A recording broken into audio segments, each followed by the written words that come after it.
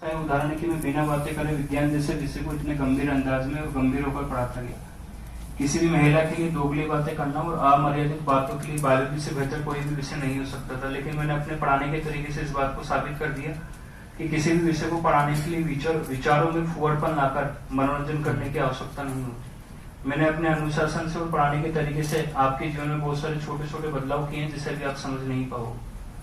महिला के मासिक चक्र जनन तंत्र पढ़ाकर मैंने आपके विचारों को इस प्रकार से साफ किया है कि आप इस पर निसंकोच इस विषय पर अपने दोस्तों, परिवार और समाज में सभ्य अंदाज पर इस विषय पर खुलकर बात करने की स्थिति में आ गए और वो उनमें जागरूकता का काम भी करेगा। मेरे 2 घंटे बोर्ड के इस्तेमाल करने की कला, 2 घंटे के समय को इस्तेमाल करने की कला, पढ़ाने के लिए मेरा डेडिकेशन और साइंस जैसे रोचक विषय को इस गहराई से समझाने की कला। अगर आप इसमें आनंद ढूंढते और इसमें मनोरंजन उठाते तो इससे ज्यादा आनंदित करने वाला कुछ भी नहीं था और साथ ही आपके जीवन में बहुत सारे बदलाव भी ला सकता था। मुझे पता है कि आप में से बहुत सारे उम्र नादान उम्र में अगर मैं आपके साथ आपकी तरह नादान बनता तो मेरा मन मुझे विचलित कर देता। मैंने अपने विचारों को आपकी लाखों कोशिशों के बाद भी आपके विचारों के आगे नतमस्तक नहीं होने दिया, बल्कि मुझे विश्वास है कि जिसने साइंस की क्लास पूरी ईमानदारी से लिए तो मैं ही जाते समय आपकी सोच बदल कर जाऊँ।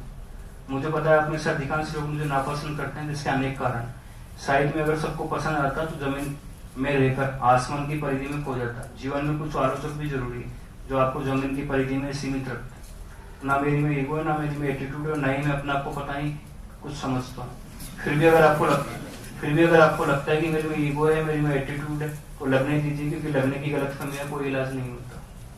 जिन लोगों को फिर भी लगता है कि आप ऐसे ही हो सकता है मैं वैसा ही, क्योंकि ईमानदारी से जिस लक्ष्य को पूरा करने के लिए आप यहाँ आए हो और उस लक्ष्य को अगर आप भूल गए हो तो मैं जबरदस्ती ईगो एटीट्यूड दिखाकर उसे पूरा करने की कोशिश मेरी तरफ से करते रहूंगा, चाहे आप फिर मेरे ऊपर किसी प्रकार का तेग लगाते जाइए। विचारों में सभ्यता लाइए, महिला पात्रों को आपके मनोरंजन का हिस्सा बनने दे, इसके लिए अपने अंदर बदलाव कीजिए और अंत में यकीन मानिए आप साइंस को सबसे बेहतरीन तरीके से सीख रहे हैं। मेरे जैसे साइंस और बायोलॉजी पढ़ाने वाला हजारों टीचर है। मैं कभी कभी क्लास में बोल देता हूँ कि बायोलॉजी या साइंस मुझसे बेहतर तरीके से कोई नहीं पढ़ा सकता।